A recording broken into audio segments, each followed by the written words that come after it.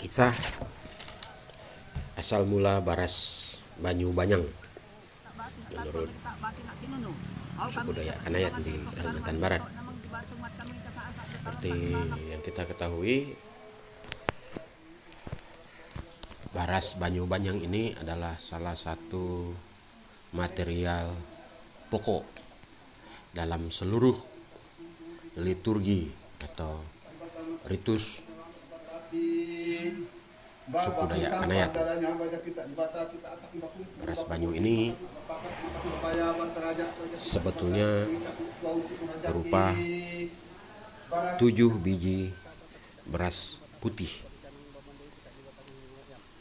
yang kemudian disyaratkan sebagai material paling penting. Selain ada beras sasah, ada langir minyak, ada beras kuning, dan penek kunyit mata baras. Tapi pada sesi ini kita akan membahas asal mula Baras Banyu Banyang. Dikisahkan Nek Unte, seorang putra Nek Rumaga di kampung Bawak Basawa, kaki Bukit Bawak, sekarang di Kabupaten Bengkayang, Kalimantan Barat. Nek Unte ini oleh ayahnya kemudian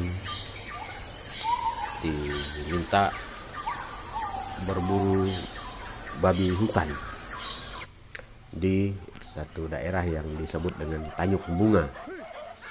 Tanyuk Bunga ini sekarang ini di kawasan Pasir Panjang, Kota Singkawang. Nah, jadi setibanya di Tanyuk Bunga, Unte mendapati saat itu sedang musim pohon-pohon di hutan berbuah, terutama sekali pohon kerek atau kelampai. Tentu saja karena pohon kerek ini berbuah banyak, tentu saja banyak sekali babi-babi hutan yang makan buah ini. Ketika Nek Unte tiba di Tanyuk Bunga, ia melihat ada seekor babi raksasa, diperkirakan sekitar 15 lear atau sekitar 150 kg beratnya. Sejenak Nek Unte tercenung, terkejut, karena seakan-akan babi hutan ini memperkenalkan dirinya dan menatap tajam ke arah Nek Unte. Benar saja, ketika Nek Unte hendak mengayunkan tombaknya, tiba-tiba ada suara dari langit yang mengatakan demikian. "Hai Unte, amemeh kau timako tanam di Jawa lumidi rantak ka jakat. Ame boh kau pekol sama kau pantik mogok kak sengat lanak yang katil batarinya gading. Angka rampayo nang bawa buluan jarap tahege hidup repu babangan lalap sebab ia tua me patua kata balik pangadu jat nang tunggu baruan niat."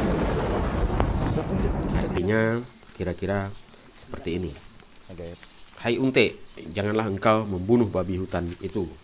Biarkanlah ia hidup karena ia adalah induk babi yang menghuni hutan ini." Nek Unte mengurungkan niatnya untuk menombak. Tombak itu hanya dipegangnya dan sementara dilihatnya babi itu sedang menatap tajam ke arah Nek Unte.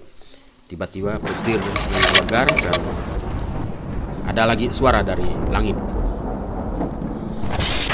"Wah, dengar aku bakata basama samang batu bamaya maya. Kadek kau dah pulang ke Talino. kalian sampailah nangku mata muka kau ka anak ka narunti ka talimo naman. Begini terjemahannya, dengarkanlah kata-kata saya baik-baik. Apabila engkau pulang ke rumah nanti, sampaikanlah apa yang saya berikan kepada kamu kepada orang-orang yang berpengalaman seperti kamu. Setelah mendengar suara dari langit itu, kemudian Neunte berdiri dan menadahkan kedua belah tangannya ke atas.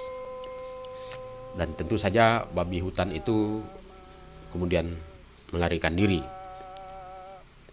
Ketika Neunte menadahkan kedua belah tangannya ke atas, ia melihat segumpalan embun putih turun dari langit, jatuh persis di telapak tangannya dan menjadi 7 biji beras putih. Tetapi Neunte tidak mengetahui nama benda itu. Ia terus saja pulang ke kampungnya, yakni di Kalimantan, sekarang di daerah Kecamatan Sadaniang, Kabupaten Mempawah, dan diturutinya apa yang didengarnya dari atas tadi. Setelah sampai di kampung, Neunte kemudian mengumpulkan kawan-kawannya dari berbagai tempat yang berbeda, antara lain Dara Enok dari Mulada, Nek Riba dari Gunung Dapah, Nek Naja dari Tanah Bajoa, Nek Anguk dari Tanah Rantimak, Nek Gantar dari Pusat Ai, dan Nek Papanji dari Buanat. Neunte kemudian mengajak kelima temannya ini untuk berangkat ke hutan di kaki Bukit Samabue, di satu kampung yang tak jauh dari Lamuanak.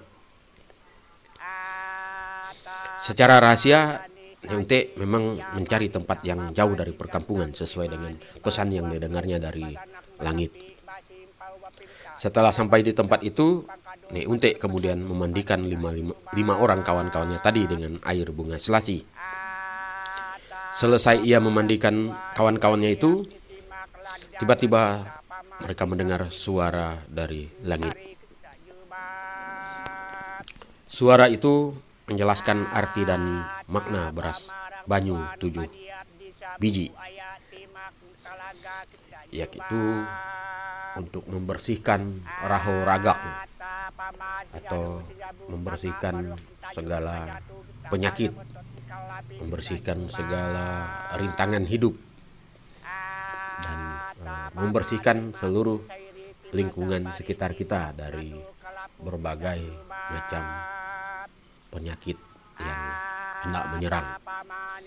Oleh karena itu sampai hari ini beras banyu banyang tetap digunakan oleh masyarakat suku Dayak Kanayat di Kalimantan Barat ketika melakukan ritus. Pada kesempatan itu,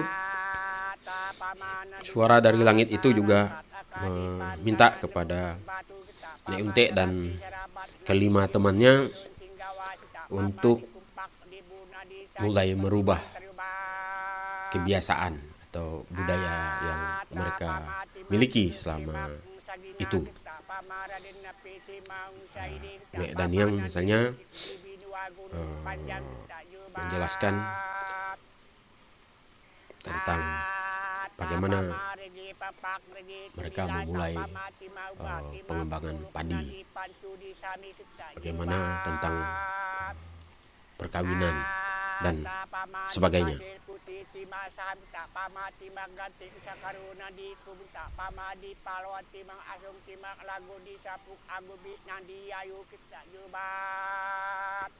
Pada kesempatan itu, Neunte kemudian mengajak kelima temannya ini untuk mencoba merenungkan tentang kehidupan mereka pada saat itu, dan mereka sepakat hendak mengajarkan apa yang mereka dengar dari suara dari langit tadi kepada anak dan cucunya. Berbagai peristiwa kemudian mereka ingat, dan sepulang dari Lamuanak itu kemudian mereka kembali ke kampung masing-masing dan mulai mengajarkan kepada orang-orang di sekitar mereka. Nah, hasil dari ajaran-ajaran itulah yang kemudian sekarang ini kita kenal dengan adat istiadat suku Dayak Kanayat di Kalimantan Barat.